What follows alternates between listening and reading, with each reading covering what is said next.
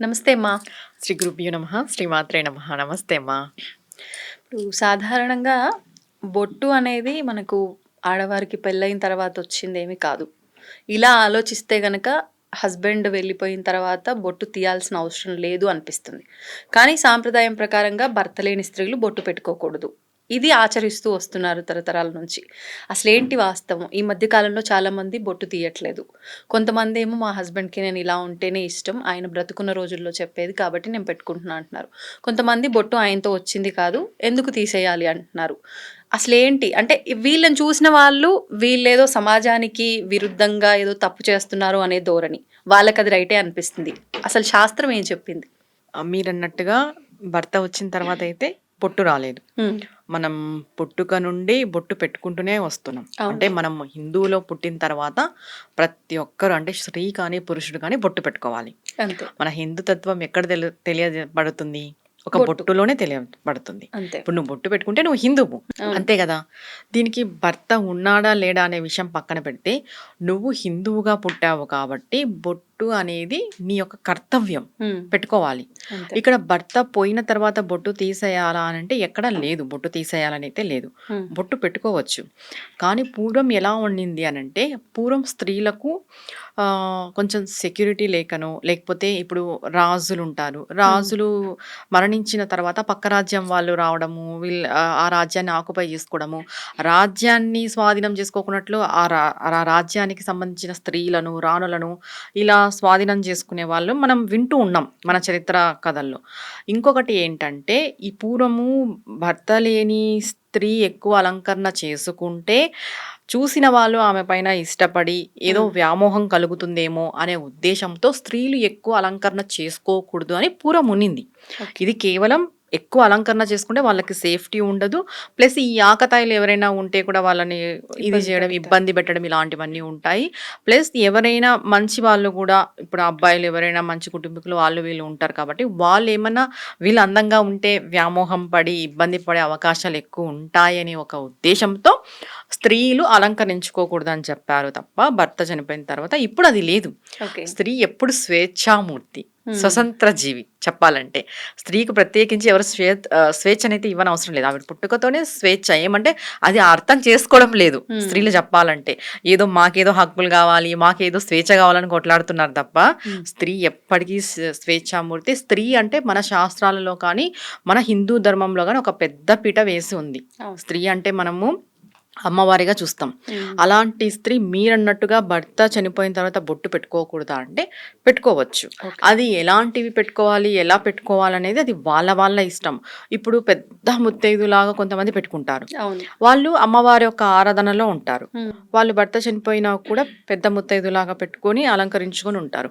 ఇక్కడ ఏమైపోతుంది అనంటే, జనరల్‌గా ఒక స్త్రీకి భర్త చనిపోయిన తర్వాత కొన్ని వ్రతాలు ఇవి చెయ్యకూడదు అని శాస్త్రం చెప్పబడినా, హ్మ్. కానీ జీవుడు ప్రకారంగా చూసుకుంటే అన్నీ చెయ్యొచ్చు.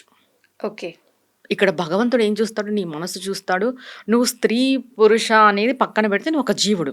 హ్మ్. జీవుడు పరంగా భగవంతుని మనం ఆ స్థాయికెళ్ళాలి. మన నాలెడ్జ్ కూడా, మన సాధన కూడా ఆ స్థాయికెళ్ళాలి. హ్మ్. కేవలం మనము నిత్య పూజలు, మనం ఏదో మనవన్నీ మనం పర్సనల్‌గా చూసుకుంటూ, నేను ఆ స్థాయిలో ఉన్నానని మాట్లాడడం కాదు. మనం ఆ స్థాయికి వెళ్ళినప్పుడు మనం అన్నీ చేసే అర్హత మనకొస్తుంది. వస్తుంది. ఇప్పుడు ఒక స్త్రీ ఉన్నారు, విద్యాపరంగా ఉంటారు. హ్మ్. ఇప్పుడు వాళ్ళు విద్యాపరంగా ఎలాగైనా రాణించొచ్చు. ఇప్పుడు అంతే. అఘోరీలు, బైగారీలు కొంతమంది పెళ్లి చేసుకున్న తర్వాత సన్యాసం తీసుకొని అఘోరీలు అయింటారు. అవును. కొంతమంది పెళ్లి చేసుకొని భర్త పోయిన తర్వాత ఈ అఘోరీగా మారిన అవును. వాళ్ళు చాలా మంది మనం చూస్తున్నాము.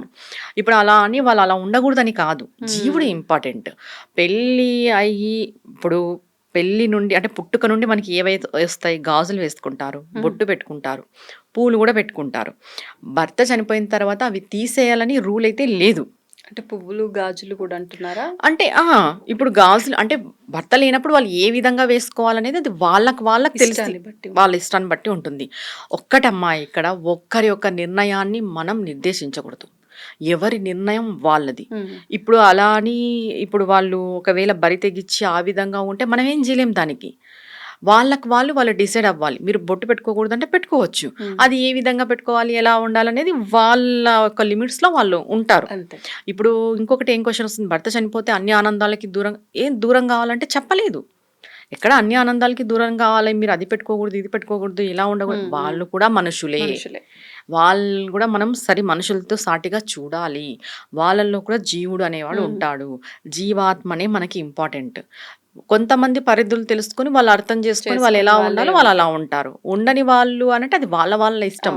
ఇంకొకటి, ఇప్పుడు ఉన్న మన ఈ కలియుగంలో ఒకరిని ఒక్కరు క్వశ్చన్ చేసేంత రైట్ లేదు. ఫస్ట్ ఎందుకు రైట్ లేదు అనంటే ఎవ్వరు కరెక్ట్ కాదు ఇక్కడ. మనమేం పైనుండి ఊడి పడలేదు. అంతే. ఫస్ట్ చెప్పాలంటే ఫస్ట్ మనం ఒకరిని క్వశ్చన్ చేసేటప్పుడు మనం ఏంటి, మనం ఎలా ఉన్నాం అనేది మనం తెలుసుకోవాలి. ఫస్ట్ మన లోతుపాట్లు మనం చూసుకున్న తర్వాత ఇంకొకరిని క్వశ్చన్ చేయాలి. చాలా మంది ఏం చేస్తారంటే, ఒక స్త్రీ అలా ఉంది అంటే ఆవిడ ఇలా ఉంది, ఆవిడ అలా ఉంది అని ఆవిడ వైపు మనం మాట్లాడతాం. అది చాలా పాపం. ఆవిడకి తెలిసి ఉంటుంది ఆవిడ కష్టమేమో ఆవిడ పడుతుంది, ఆవిడ లైఫ్ ఆవిడ ఇష్టం. నువ్వేం ఆవిడనేం ఉద్ధరించట్లేదు, మనమేం ఒకరికేం సహాయం చేయట్లేదు. నువ్వు ఉద్ధరిస్తా ఉంటే, నువ్వు సహాయం చేస్తా ఉంటే, నీ వల్ల ఆవిడ బతుకుతా ఉంటే నువ్వు మాట్లాడినా ఒక అర్థం ఉంటుంది. అట్లాంటప్పుడు కూడా మాట్లాడకూడదనే చెప్తాయి శాస్త్రాలు. మనం ఎంతైనా సహాయం చేయాలి, వదిలేయాలి, దాని గురించి మాట్లాడకూడదనే విషయం మనకు తెలుసు. అలాంటప్పుడు ఎవ్వరి లైఫ్ వాళ్ళ ఇష్టం. అది వాళ్ళ లిమిట్స్లో ఉన్నారా లేదా అనేదే మనం చూస్తాం. వాళ్ళ వల్ల సమాజానికి ఏమన్నా చెడు జరుగుతుంటే అప్పుడు మనం ఏదైనా నోరు విప్పి మాట్లాడే అంత ఉంది. కానీ వాళ్ళ లైఫ్ వాళ్ళు బతుకుతున్నప్పుడు, ఎవరి లైఫ్ వాళ్ళు లీడ్ చేస్తున్నప్పుడు ఒకరి లైఫ్ను మనం వేలు పెట్టి చూసే అంత అర్హత ఎవరికీ లేదు. ఎవ్వరికి కూడా లేదు. ఒకరి లైఫ్ని మనం ఏలు పెట్టి చూపించేంత అర్హత ఎవరికి లేదు. ఎవ్వరు పైనుండి దిగి రాలేదు ఇక్కడ. ఇప్పుడు చెప్పాలంటే కొన్ని పూజలు వాటికి వాళ్ళు చేయకూడదు అంటే, భర్త లేని వాటికి సంబంధించి వ్రతాలు ఇలాంటి వాటికి సంబంధించి వాళ్ళు చేయడానికి అర్హత లేదేమో. కానీ అవి చేస్తున్న వారు కూడా వాళ్ళని కాస్త దూరంగానే పెడతారు. పూజకు సంబంధించిన పనులు ఏమి చేయనీయకుండా అలా ఏదో పక్కకి గెస్ట్ లాగా ఉంచామా అంటే ఉంచామన్నట్లుగా ఇంట్లో వాళ్ళు కూడా చాలా మంది అలా చూస్తూ ఉంటారు. అసలు అలా చేయాల్సిన అవసరం ఉందంట. చాలా చాలా పెద్ద తప్పు. నువ్వు పెద్దగా ఘనంగా వ్రతం చేస్తుంటావు, ఆవిడ వచ్చినప్పుడు నువ్వు బాధపడ్డాము, అయ్యో ఈవిడ వచ్చింది. అసలు ఆవిడ మనిషే. ఒక్కటి చెప్పాలంటే అమ్మవారే అలాంటి అవతారాన్ని స్వీకరించింది. మనకి ఈ దశమహావిద్యలు ఉన్నాయి కదా, దానిలలో ధూమవతి ఒక అవతారమే ఈ అవతారం. అమ్మవారు అట్లాంటిదే ఆ అవతారాన్ని స్వీకరించినప్పుడు సాధారణ స్త్రీకి అలాంటి పరిస్థితి వస్తే నువ్వు అమ్మవారిలాగా చూడాలా, లేకపోతే ఈవిడకి భర్త లేడు, ఈవిడ అక్కడ ఉండాలి ఇక్కడ ఉండాలని చూడాలా? చెప్పు. కొంచెం మినిమం కామన్ సెన్స్. ఆల్రెడీ ఆవిడ భర్త కోల్పోయి చాలా బాధలో ఉంటుంది. అలాంటప్పుడు మనం సపోర్ట్ చేయాలి. సపోర్ట్ చేసి వాళ్ళని ఎంకరేజ్ చేయాలి. ఎందుకంటే భర్త పోవడం అనేది జీవితంలో సగ భాగం కోల్పోయినట్టే, టోటల్ జీవితం కోల్పోయినట్టే. అలాంటప్పుడు మనం సపోర్ట్ చేయకోకున్నట్టు నువ్వు అక్కడుండు ఇక్కడుండు, ఇలా చేయకు అలా చేయకు, అది ముట్టుకోకు ఇది ముట్టుకో, ఏం వాళ్ళు ముట్టుకున్నంత మాత్రాన ఏదో అయిపోతుందా? అలాంటి భావన పెట్టుకొని నువ్వు ఎన్ని పూజలు చేసినా ఎన్ని వ్రతాలు చేసినా ఫలితం సున్నా. సున్నానే అని నేను ఎందుకు అంత ఖచ్చితంగా చెప్తాను అంటే, భగవంతుడు మెచ్చడు. మనం అలాంటి వాళ్ళని బాధ పెట్టి నువ్వు ముట్టుకోవద్దు, నువ్వు రావద్దు, నువ్వు పెట్టకూడదు, నువ్వు లోపలే ఉండాలి, ఎవరికి కనిపించకూడదు, ఇట్లా మాట్లాడుతుంటాం మనం కూడా. నేను కూడా చాలా వరకు విన్నాను, ఇలాంటివి చూశాను. అలాంటి వాళ్ళు ఎన్ని పూజలు చేసినా కూడా భగవంతుడు దానికి ఫలితం ఇయ్యకపోగా పాపాన్ని ఇస్తాడు. చెప్పాలంటే ఒక మనిషిని ఇంటికి వచ్చింది, పూజకి వచ్చింది అనంటే ఆ మనిషిలో దైవత్వాన్ని చూడాలి. ఏమో ఆ రోజు భగవంతుడు ఆవిడ రూపంలోనే వచ్చిండొచ్చు, చెప్పలేం కదా. ఇప్పుడు భగవంతుడు మానవ రూపంలో వస్తారు అంటాం, ఏం భగవంతుడు సుహాసిని రూపంలోనే వస్తాడా? అలాంటప్పుడు మనం ఒక మనిషిని హర్ట్ చేయడం తప్పు. ప్రతి మనిషిలోనూ మనం భగవంతుని చూడాలనుకున్నప్పుడు వాళ్ళలోనూ కూడా భగవంతుడినే చూడాలి. ఎప్పుడైతే భర్త చనిపోతే ఆవిడ దయ్యంలాగా కనిపిస్తుందా? ఎందుకు కనిపిస్తుంది చెప్పండి? మనం అన్ని చాలా అపోహలు పెట్టుకొని ఇప్పుడు పూజలు చేసుకుంటున్నాం. మనసులో ఎన్నో కలతలు పెట్టుకొని పూజలు చేసుకుంటున్నాం. ఒక మనిషిని ఒక మనిషిగా కూడా గౌరవించట్లేదు. అయినా మనం పూజలు చేసేస్తున్నాం. ఏం వృధా, ఏం రాదు. ఇప్పుడు మీరన్నట్లుగా అంటే మనం ఇద్దరము మాట్లాడుకున్నట్టుగా అవేమి భర్తతో వచ్చినవి కావు, మనకు పుట్టుకతో వచ్చిన అవన్నీ కాబట్టి మనం పెట్టుకోవచ్చు, తప్పులేదు, అది వాళ్ళ వ్యక్తిగతం అనుకున్నాం. కానీ పూర్వం నుంచి కుటుంబాలన్నీ తరతరాలుగా ఆ విధానాన్ని ఆచరించాయి. అన్నిట్లో మార్పులు జరిగినట్టు దీంట్లో కూడా ఏదో సమాజంలో మార్పులు జరిగినాయి, మేము ఏదో ఉద్ధరించినామని చెప్పి ఇది కూడా మార్పు చేసుకున్నారు.